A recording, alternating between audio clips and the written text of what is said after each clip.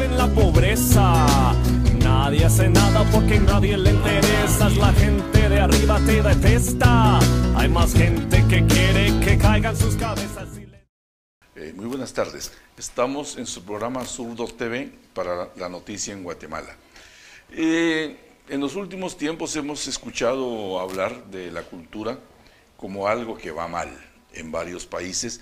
Recientemente nos llegó la información de que en San José de Costa Rica se discutía mucho sobre el tema de la cultura, pero sobre todo cómo la cultura era el furgón de cola de toda la estructura de gobierno en ese país. Para conversar un poco sobre esto y en qué se parece Guatemala a Costa Rica en este tema fundamental, está con nosotros en Zurdo TV Javier Payeras, escritor guatemalteco, poeta, ensayista, novelista, que conoce algo de cultura. Javier, ¿cómo ves esta situación de la cultura como último vagón de cola, último furgón de cola? Bueno, gracias por la invitación, Zurdo, y bueno... Ojo, es Zurdo TV. Creo que lo que pasa con Costa Rica es un escenario, y digamos, estamos hablando de un país que le ha dado una prioridad bastante relevante a la cultura. Es un escenario que me inquieta, porque las veces que he estado en Costa Rica he visto las instituciones culturales son solventes, hay espacios activos de teatro, de artes visuales, sobre todo artes visuales que hay mucho, artes escénicas, digamos, con el anterior ministro de Cultura, que es músico. Y bueno, o sea, me sorprende, digamos, este análisis que referís. En Guatemala, respecto a esto de que sea el último vagón, creo que es último vagón institucionalmente. No es el último vagón desde la plataforma de la sociedad civil, desde la gente, desde la gente que está haciendo la cultura. Es decir, que existirían dos formas de aproximarse al tema. Uno, la visión, digamos, administrativa, contable de la estructura de gobierno. Y dos, la aproximación hacia cómo lo ve la sociedad en su conjunto, el movimiento artístico, cultural, etcétera. Bueno, yo tengo a mi cargo el Departamento de Apoyo a la Creación, CREA. Y en CREA, pues, hemos trabajado desde hace 7 años por apoyar la escena no vinculada al gobierno de arte guatemalteco, emergente, de reconocer a artistas, etcétera. Y podemos ver que, digamos, uno de los más grandes problemas es que el artista está muy lejos de la toma de decisiones a nivel gubernamental. El artista está lejos, o sea, quiera que no toda esta... Voy a ser un poco irónico y tal vez un poco ácido en mi crítica, pero toda esta oleada New Age de pensamiento ha relegado al artista a la periferia, dejando a la mediocridad en centros de decisión. Es decir, porque el artista no produce mucho, no es competitivo, no es rentable, ¿sería por eso? Yo creo que no se entiende, digamos, no se entiende el arte en el presente, o sea, es algo que está en una carretera allá, en una mesa allá, mientras que las tomas de decisiones a nivel político y social están en una mesa aquí. No hay correspondencias entre ambos sectores. Precisamente por esto que te digo, ¿verdad? Siempre te condicionan a que seas periférico y que de alguna forma estar en el tema de la toma de decisión no te corresponde a vos. Vos tenés que estar metido en una torre de marfil modernista, haciendo tu obra y dejando que de alguna manera el país se venga abajo, bro. Ahora, recientemente se hizo un homenaje al centenario de Asturias. Sí. Y entiendo yo que en su época, en el momento que le tocó vivir, en sus primeros años, Asturias fue marginal. Él fue marginal siempre. Y hoy se convierte en un ícono nacional. Pues eso pasa siempre en Guatemala, ¿no? O sea, ¿los muertos son los que tienen la palabra, qué? Sí, mira, lo que pasa es que el artista es alguien visible siempre y cuando su postura sea inofensiva. ¿Me entendés? Siempre y cuando su postura sea periférica, ¿verdad? Y cuando digo periférica, no necesariamente marginal, sino periférica ajena a determinados temas que pueden ser rescabrosos. Pero realmente, si vos te das cuenta, el compromiso del artista es con su arte y con favorecer también que la creación colectiva tenga un espacio. Digo, en sociedades como la guatemalteca no nos podemos reducir únicamente a crear. Tenemos que formar espacios donde la cultura tenga un center stage, tenga un espacio de visibilidad, que no hay. De eso que veas a escritores abriendo editoriales, a artistas visuales abriendo galerías, a actores abriendo grupos teatrales y espacios de teatro, a músicos organizando conciertos de otros músicos. Ahora, pero sin embargo existe en el último tiempo a mi juicio, un movimiento cultural interesante en Guatemala, que pasa por una especie de un movimiento de cine que ya es para que cualquier país se pudiera sentir orgulloso de tenerlo, un movimiento editorial que está haciendo ya importante para el país y otras expresiones. Mira, ¿Qué ocurre con esto? Hay una cosa primordial que está pasando en el tema editorial y en el tema de cine. Somos un espacio de tránsito para otros países. Y Guatemala es muy importante eso, porque estamos dejando ese localismo. Digamos, editoriales pequeñas como Catafixia está publicando la obra de escritores latinoamericanos jóvenes, o sea, de toda la región, desde Estados Unidos, desde gente que vive en Estados Unidos, puertorriqueños, dominicanos, mexicanos, hasta Argentina y Chile. Es decir, que Guatemala estaría haciendo desde su concepción una cultura, digamos, con tendencia cosmopolita para arrancar. ¿Sería eso? Creo que tenemos que pensar que la cultura ahorita, tenemos que apropiarnos de la cultura global, ¿verdad? Sin dejar de ver también lo propio. El tema no es imitar, ni copiar, ni trasladar otros referentes, sino dejar que esos referentes pasen por nosotros, pero también nosotros buscar dentro de lo que es nuestro, cosas que puedan ser universales a la vez. Es un doble vía. O sea, ¿por qué no puede un escritor francés, alemán, italiano, sudafricano, japonés publicar en Guatemala? ¿Por qué un artista visual que ha pasado con las bienales, por ejemplo, venga, un artista importante, ¿me entiendes? Es tan importante lo que pasa por Guatemala como lo que se produce en Guatemala, ¿me entiendes? Ya. Y en esta perspectiva, de alguna manera, el punto flaco para la cultura en Guatemala sería el poco, escaso, limitado apoyo institucional de gobierno, Yo por creo ejemplo. que el Ministerio de Cultura debe dejar de ser un patrocinador para convertirse en un facilitador, ¿verdad?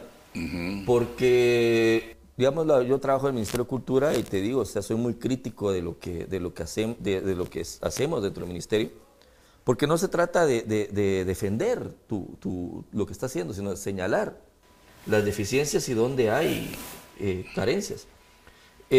Hay muchas cosas dentro del Ministerio de Cultura que son aprovechables. Hay personal, hay espacios. Pocos recursos. Y no hay recursos, ¿verdad? Ah, no hay. No hay, o sea, no hay plata. Pero sí hay, digamos, otro tipo de cosas. Por ejemplo, gasolina, espacios, permisos, cuestiones que, digamos, avales y cosas que pueden ayudar al artista en Guatemala, que no necesariamente es plata. Desgraciadamente, para que podamos alcanzar y tener un presupuesto importante en la dirección de las artes específicamente, necesitamos pelear por ello, necesitamos pelear por una autonomía de la dirección de las artes. Necesitamos que de alguna forma se formen consejos y se consolide el ramo artístico dentro, o sea, que los artistas se tomen el Ministerio de Cultura. Eso sería formidable, ¿no?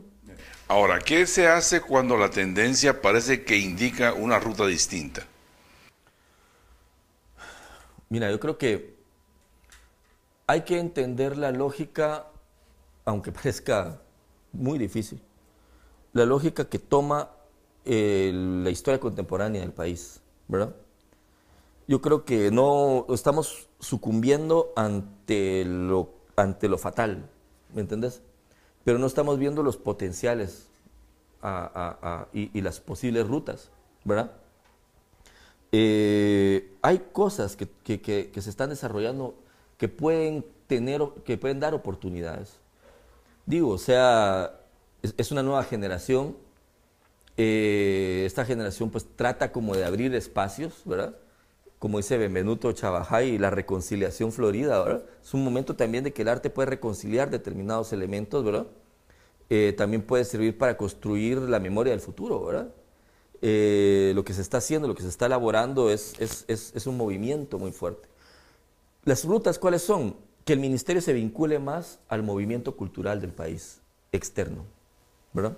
Es decir, en donde pasan las cosas, en donde hay corrientes que van, corrientes que vienen. Exacto, y que con toda humildad se pegue a la marcha, ¿verdad? No trate de ser el rector de la cultura del país, que no lo es, sino que nos peguemos a la marcha de los movimientos que vienen, de gente que está haciendo cosas, organizando festivales, sin un centavo y sin apoyo de nadie, ¿verdad? Es decir, estamos hablando del Festival de Poesía de Quetzaltenango, el Festival Ícaro, el Festival de la Avenida de los Árboles, otras cosas por el estilo. Por supuesto, y digamos facilitar ese espacio, ser facilitadores, o sea, no ser tropiezos ni estorbos, sino pegarnos y estar para ayudar al movimiento cultural externo. O sea, porque digamos, está lo interno, que son ballet, la sinfónica, los grupos artísticos. Teatro moderno, ballet, coro, esas cosas, ¿no? El ballet folclórico y moderno.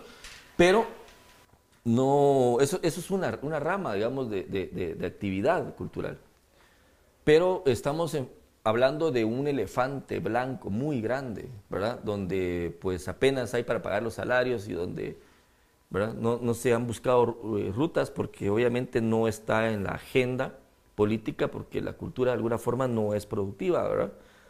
Para determinados intereses. Entonces lo que tenemos que hacer como ministerio es enderezar el camino y pegarnos a los movimientos que se están dando desde fuera del gobierno, desde lo independiente, y facilitar el proceso. ¿Desde fuera del gobierno y desde fuera del país también? Te digo esto porque observé que en los últimos años 2 premios nacionales de literatura han sido guatemaltecos residentes en el extranjero. Sí, ha sido un proceso interesante porque, digamos, tanto Carlos López como David Ungher son escritores guatemaltecos que han vivido toda su vida fuera del país. Pero es una diáspora necesaria también de... Hubieron muchas críticas sobre el tema de David Ungher porque nadie lo conocía en Guatemala, pero se conocía en todo el mundo, pues, ¿verdad? O sea, y además no escribe en español sino en inglés, pero ¿desde cuándo realmente el español es nuestro idioma oficial? Pues es el idioma de la colonia, ¿no? Aquí en Guatemala hay 20 y tantos idiomas, ¿verdad? El español no es nuestro idioma único, o sea... Bueno, y el inglés es el idioma de los negocios. ¿Por qué no hacerlo de la cultura? No, entonces creo que es un gesto y un arrebato de doble moral, ¿verdad? Criticarlo por eso. Y luego que creo que si alguien es guatemalteco y escribe sobre Guatemala, incluso si alguien es extranjero, vive en Guatemala y escribe sobre Guatemala, es un candidato posible para el Premio Nacional de Literatura, ¿verdad? O sea, que lo que importa es la creación y la temática que se escriba y la vinculación con el país. Sí, realmente no es un premio para quien sale más en suplementos sociales, sino quien tiene una obra más sólida, ha hecho del ejercicio y del oficio de la escritura un ejercicio constante, ¿verdad? Algo universal. Y que su obra tenga una influencia tanto interior como exterior, o sea, tanto en Guatemala como en el extranjero. Digamos que su obra esté visible y sea importante, dé un aporte al país, ¿no? ¿Estaríamos hablando de gente como Goldman también? Como Frank Goldman, sí, también. Bueno, Eduardo Halfon, que está afuera. Estamos hablando de Mario René Matute. Arturo Arias. Bueno, Arturo ya tuvo el premio. Y está afuera. Está afuera. Vive fuera desde... Vive fuera. Te digo, o sea, es un premio que realmente lo que pretende es sentar un canon. Y es importante tener en cuenta eso, porque este es el escritor que va a ser leído. Cuando la gente diga, vamos a hacer un canon de la literatura, lo más importante de la literatura contemporánea guatemalteca, vamos a tomar quienes han ganado el premio Miguel Ángel Asturias. Entonces se está fijando un canon de estudio para el futuro, ¿verdad? Entonces se tiene que ver mucho de la calidad, ¿verdad? O sea, no necesariamente el localismo o el comercio de los afectos, sino ser... Con los pequeños núcleos que se van formando en torno a algo, ¿no? Núcleos y sus contornos, ¿verdad? De periferia y de provincia, que al fin y al cabo no nos ayudan en nada, sino que crear obras que se mantengan y que mantengan su solidez y su frescura durante mucho tiempo, ¿no? Bien. Javier, en televisión el tiempo es muy rápido y estos programas particularmente lo son. Vamos a dejarlo por acá y simplemente decimos que para la noticia en Guatemala, que es La Verdad Sin Dueño, Fue su programa Zurdo TV, hoy con Javier Palleras. Hasta la próxima. Gente que vive en la pobreza, nadie hace nada porque nadie le interesa. La gente de arriba te detesta. Hay más gente que quiere que caigan sus cabezas.